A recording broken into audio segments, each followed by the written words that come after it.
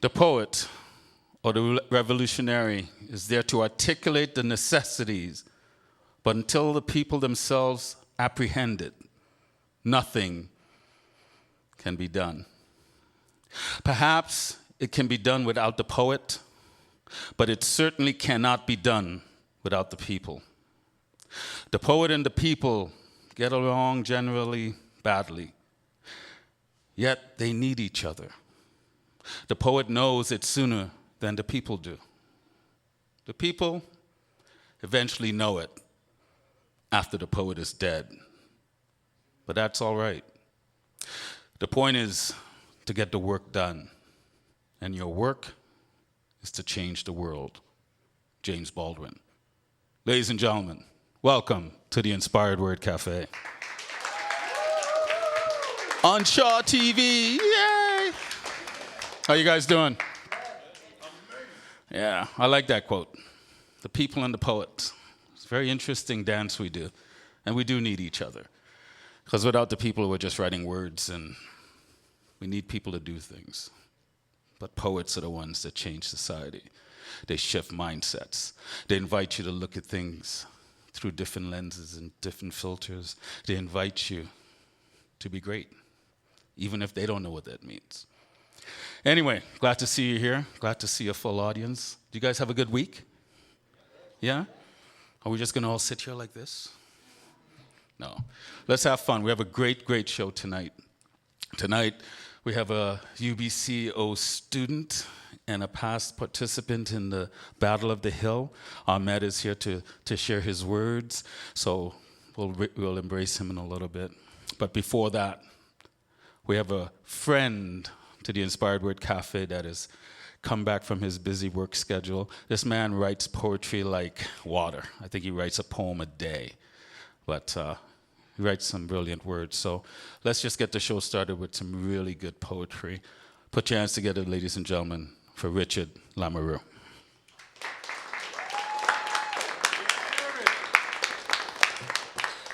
That's quite the introduction.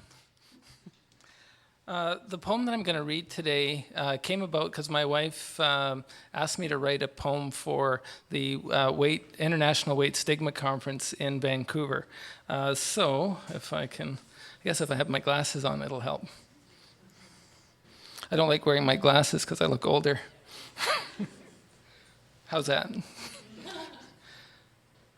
So the poem I wrote is called Big Girls Do Cry.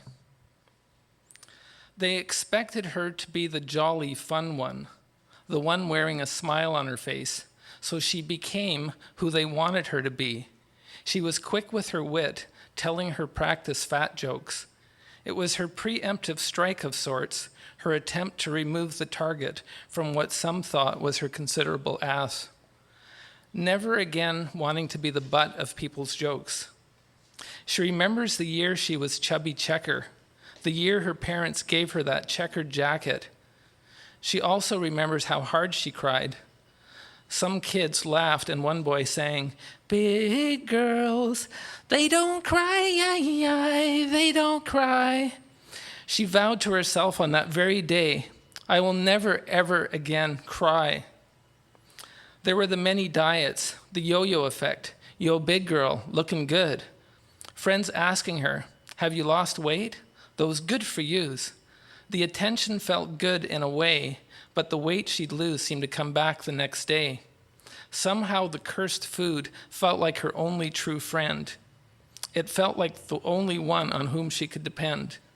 The food never judged her. Instead, it filled the empty, sad place, the empty, sad part, the part that weighed almost nothing, yet felt like it weighed 1,000 pounds. That part felt lighter when she was full. It somehow felt like a hug from the inside. She stopped eating in public, not wanting to hear comments like, "She could do without that ice cream." There were also the buffet comments. She's going to get her money's worth. Still, what hurt even worse were the nice people, the trying to be kind people, the ones who felt sorry for her people, saying, "All you need to do is lose a few pounds, or you have such a pretty face." Some people would tell her, "You're just big-boned."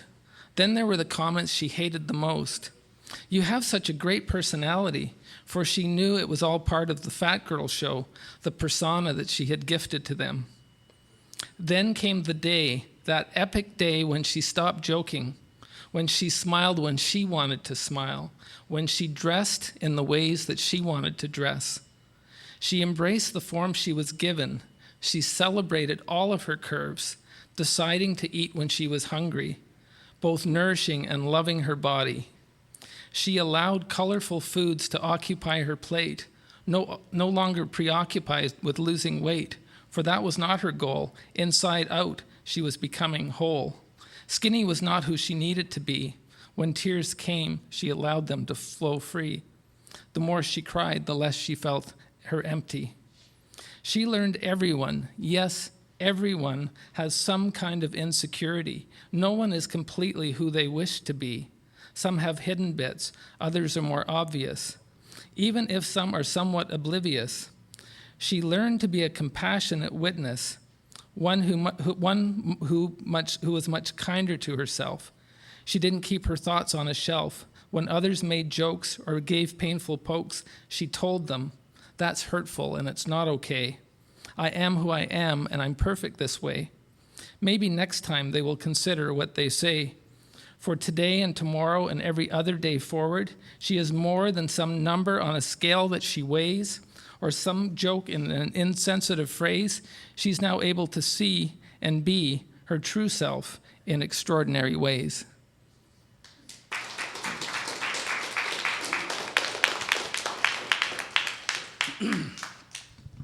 Good words, very profound words.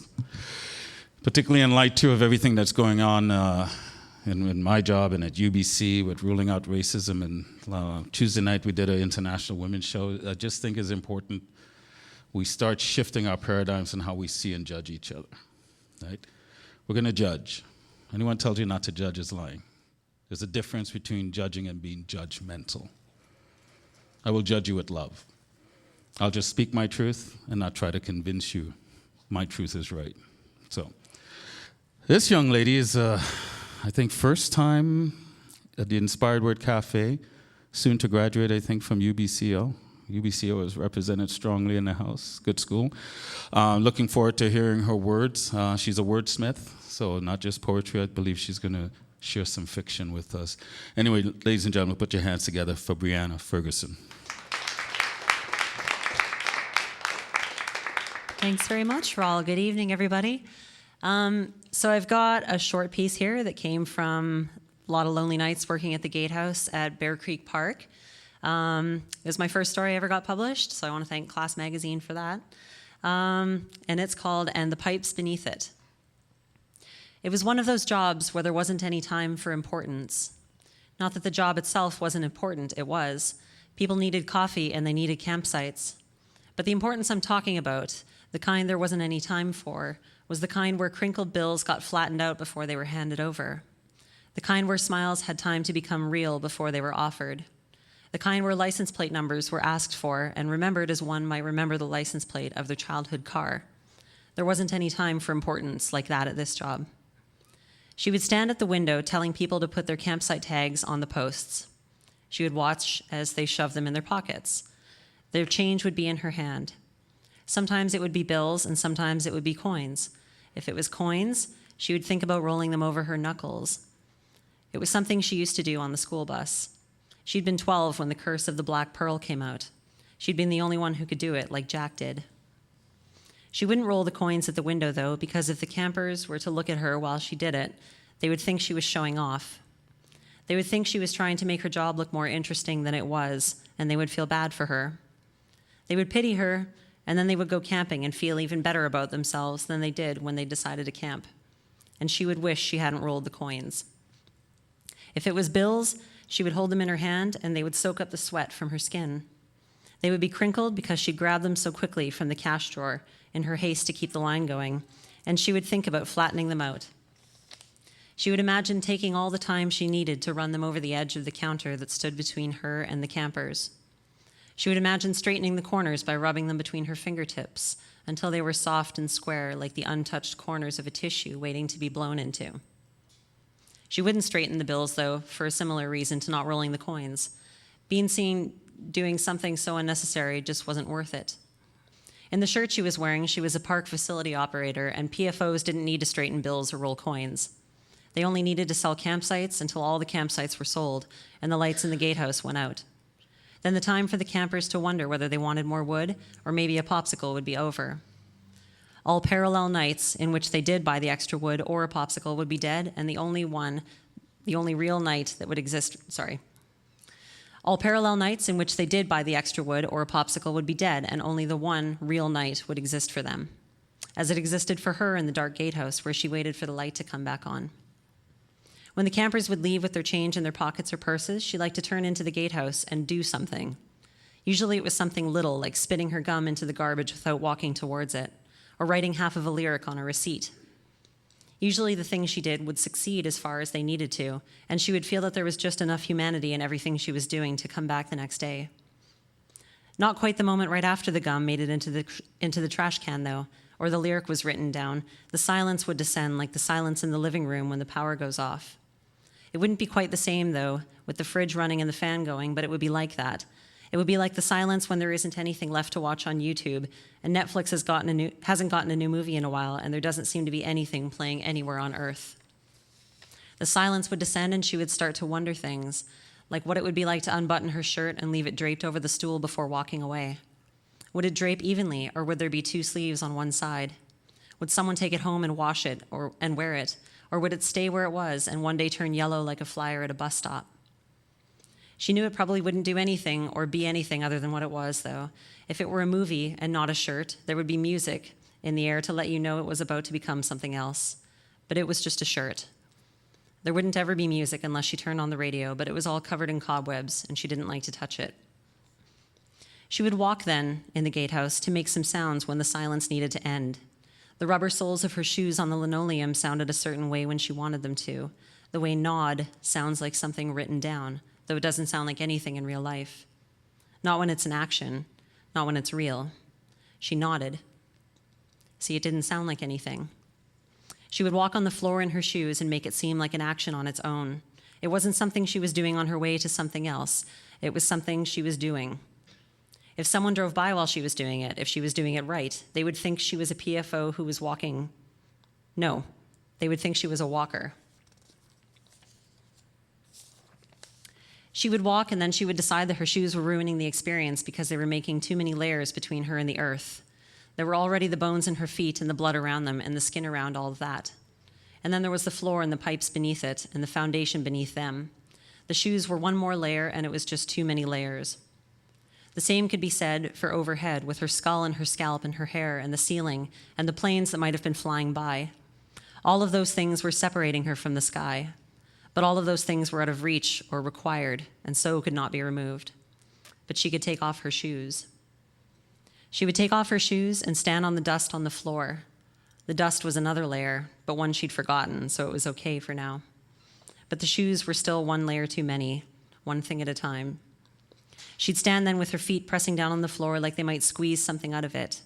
And she would bend her knees and wave her arms a bit like she was trying not to fall over a cliff.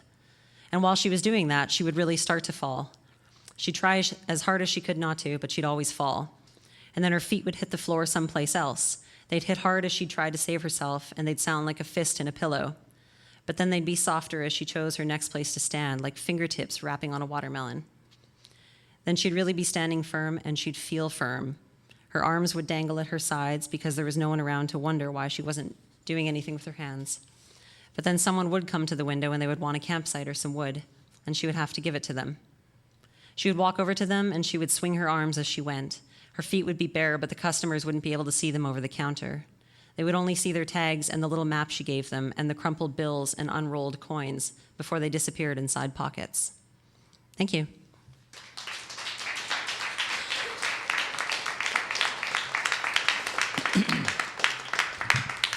Thanks, Brianna. How'd that feel? Yeah? How'd that feel to you guys? Be able to paint pictures, landscapes with words. Isn't that cool? Yeah, I love that. See? Inspired words not just for poets, my dear. How many of you guys write? You see? Come write. Come read. Use this as a place to practice. So, all right. So that's good.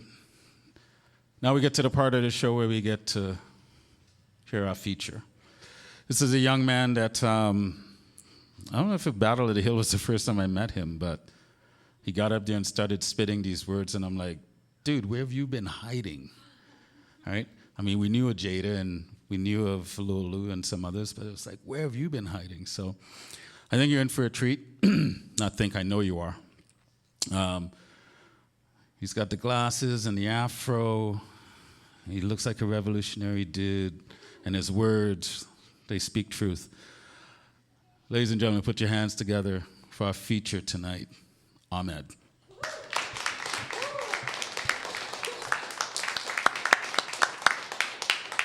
Hey guys, how you guys doing tonight? It feels awesome being in this environment where I feel valued. We get a chance to expose ourselves, our truth, what we bleed into the paper. And there's nothing more beautiful than getting a chance to see other people's reactions, how you impact others. So I'm honored and humbled to have this opportunity. Thank you so much for the Inspired Word Cafe. Along with Rawle, your movement has created a snowball effect, and we're just a part of it. So the first piece I'm going to read tonight is called Internal Turmoil. Pay me your attention while I commence this verbal vomit. I'm in the process of bending my tonsils. I can't feel accomplished without graduating college. The system is toxic. I can't look behind the curtain. I'm uncertain. Might as well call me agnostic. My doubts are fostered by logic. Looking for God in the cosmic, it's ironic when he exists in front of your optics. Look behind your eyes to witness the chaotic nature of your mind. Cause is undefined, but I'm inclined to align my intentions refined. No longer blind, I cease to water these dormant seeds planted by the capitalist catastrophe. We're all scholars with hungry wallets plugged in, but we're looking for sockets. From a fetus born with weakness, capitalized through the lies they feed us. Momentary monetary control deceives us, but I've been nursing my grievance for far too long. Addicted to these noxious nicotine fuels, tattooing my lungs with layers of my own suppressed pain. My suicidal tendencies are blasphemy. I find myself surrounded by your barriers. Self-absorbed, fortified stalls. These walls got you traveling in tunnel vision. Your life's experiences can't be sampled through television. Alone amidst the crowd to mentally withdraw, that's your decision. Cowardice shivers mirrored by these looks cutting through with ease like scissors, double-faced blades at play. Rooted, I gotta hold it down like it was gravity. Project these words through your anatomy to highlight beauty in tragedy. Thank you.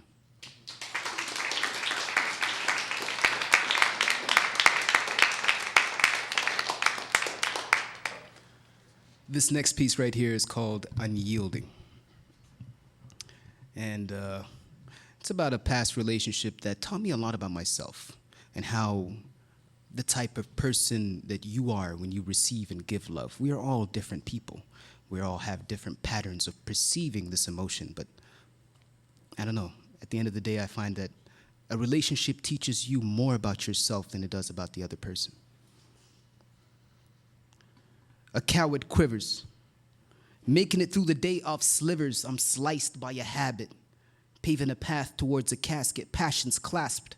Reality slaps. Holes in my pocket, drains collected, ironed, ingrained with ghosts of our captors. Blank pages soaked in curls of cursive mazes, inflated by visions of conquering stages to tickle my fickle fear, leaving echoes that print clear. While I bounce these sounds like familiar fingers caressing my ears, whilst persuasive whispers held these tempt back tears. Blurred out pictures will never be clear. Malleable emotions blended into mixtures, supposing I could be coping, pulling these words through these knots of nerves. She's got me possessed. To caress her fragrance awaited in suspense ripples into my consciousness. The pool is shallowest before drowning in intoxicants. Reflections always fraudulent. What's black and white in a world of gray? Cracks exposed. What's brought me to this place? I was descended from Eden. Now I'm suspended with heathens, intended to get even. All in vain. These veins pump out these reasons.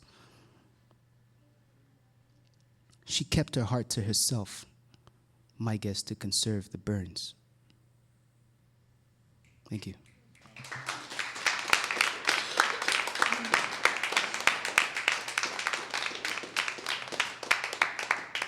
This one right here is going to be my last piece for the evening, and it's one that means a lot to me.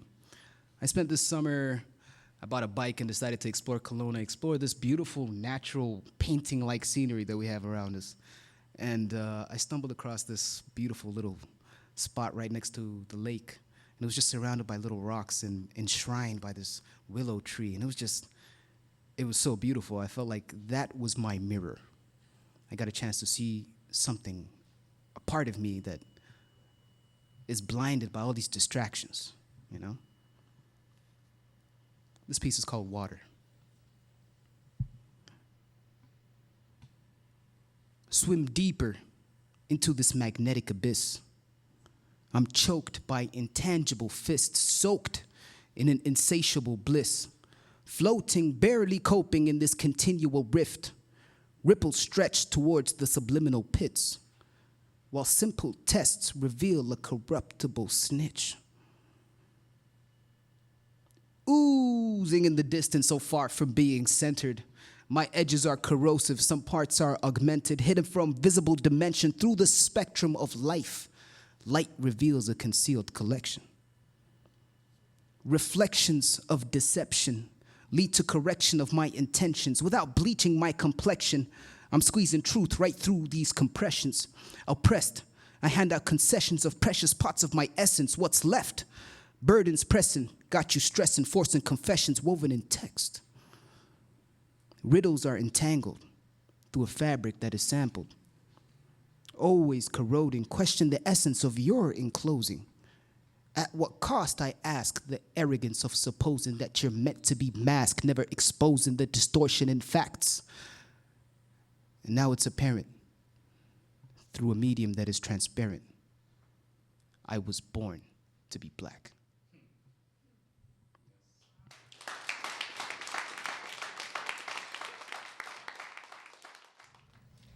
Thank you, Ahmed, for being our feature tonight on our show. I've only really experienced your poetry at Battle on the Hill, so it was really nice to be able to hear some more of it. Because I got a chance to experience your poetry, too. Yeah, thank you. Yeah, Powerful. we had a good time that night. It was a ton of fun. It felt like we were both flexing. Posturing, yeah, we were. It was like a bodybuilding competition. I mean, something like that, though. Yeah. So I like to put people in my hot spot, and then I ask them some really serious questions. I'm going to start with an actual serious question, though. Mm-hmm. Tell me a bit about how you got started writing. I mean, it's not something that I wanted to pursue, but it's just something I felt like I needed to do to keep track of my own thoughts and to keep track of your own growth. I've had notebooks since I was 8 years old. Until this day, I still find myself going back and reading through some passages that I've put down years ago. And it's a part of the... I mean, there's a very famous poem by Khalid Gibran Khalid that goes along the lines of, the soul is a lotus flower with infinite petals. So by writing, you're actually keeping track of all the petals as the soul continues to bloom.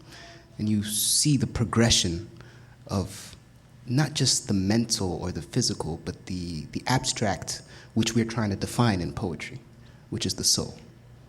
So, I mean, it's nothing that forced me to, but it's a good way of tracing my own thoughts. Wow, that's quite the answer. Did you prepare that at home before, like in your mirror? I couldn't come up with that on the spot. That's amazing. And yeah, I totally agree. That's how I feel about it too. It was to document my soul's progression. No. Why do you make it sound like that? If that is what my journey would have been like, my journals from when I was 8, it's like March 28th. I used to write in old planners. March 28th, kill Kyle. And Kyle's my younger brother. That was like the beginning of my soul's journey. It's come so far. So now I'm going to get into the really even heavier questions, which I know you'll do really well with. If you were a vegetable, what vegetable would you be? It's weird that I've had this thought before. Have you? Amazing. That's why we can be friends. It was actually in a creative writing class a few years ago, and we were actually asked to describe and write our perspective or our perception through our favorite vegetable, and I Nice. chose lettuce. Lettuce? Yes. Like what kind of lettuce? To be honest, I don't know the different Okay, kinds. you You don't guys really have know. so many different types here in the groceries. It's not something I'm used to at all. No, maybe like a butterleaf lettuce. They're all like green and leafy. I used to be a cashier at Choices, so I know all that would about explain the it. lettuce. I don't know. I Okay. think the thing about lettuce that I like is it's not only that it's crunchy, but it's so complicated. You know, it's abstract. It's got veins. Yes. Yeah. Yes. What is your idea of the perfect way to pass time? That's an interesting question, because I'm a professional procrastinator. Oh, there you go. So that's your best way. Not doing what you should be doing. True that. I don't know. I like reading. I like conversating. I think the best way of spending time that I always find myself doing is loitering, just meandering. Loitering. Meeting someone new and asking a beyond the surface question and seeing where it goes. It's just creating new connections. Yeah. Very cool. I'll join you one day when you go loitering. If you were stranded on an island and you had to choose to be stranded with either Rawle or me, who would you choose? To be honest, Yeah. I'll choose Rawle. Why? Because he's a big dude. If I can't handle it, he'll carry me like... This is like exactly what Jada said. So you guys are all on the same trajectory. But Jada was looking at him like he's about Rawle. to eat him. I'm thinking of it like, yo, I mean, if we want to build a shelter, if whatever it is, like, he would carry my weight. He would be your protector, is Yeah. what you're saying. I would protect you too. Okay, I'm just gonna throw it out there. I could save you. I could. Dogs or cats? Cats for sure. I hate dogs. Oh my goodness, that is a fully loaded statement. Whew. Yes. People got crazy out there. I mean, the thing is it's not that I hate dogs. I can't really say that I hate an animal, but I'd prefer cats because cats are not as needy as dogs. I mean, dogs are like, they constantly need your attention, your energy. It's like, it's too much. A cat will come with you when it needs you. Right. And a friend of mine said something that always resonated in my head. It's like, cats don't love you. They need you. You know? I'd rather be needed than loved, I guess. Yeah. Okay, and my last and final question: Star Wars or Star Trek? Star Wars. Yeah, boy. Yes. You didn't even have to think about that. Good. Some people are like, I don't like either. I don't care. Whatever, Erin. And then I don't talk to them ever again. But that's okay. It's not a If you ask me, Star Trek is a bootleg version of Star Wars. Oh. Okay, Ahmed, I think you and I could chat up here for a long time, but we've been given the wrap-up signal, so that's it. That's a wrap for our show tonight. I want to thank all you guys. I'd like to thank you guys for giving us the opportunity to not just include me, but to include and inspire and stimulate more artists out here. It means so much to people. It means so much to me to see this out here. Yeah, thanks, Ahmed. thank We're so you. happy to have you here with us tonight. So you can find more of us at inspiredwordcafe.com. Thanks so much, you guys. Have a good night.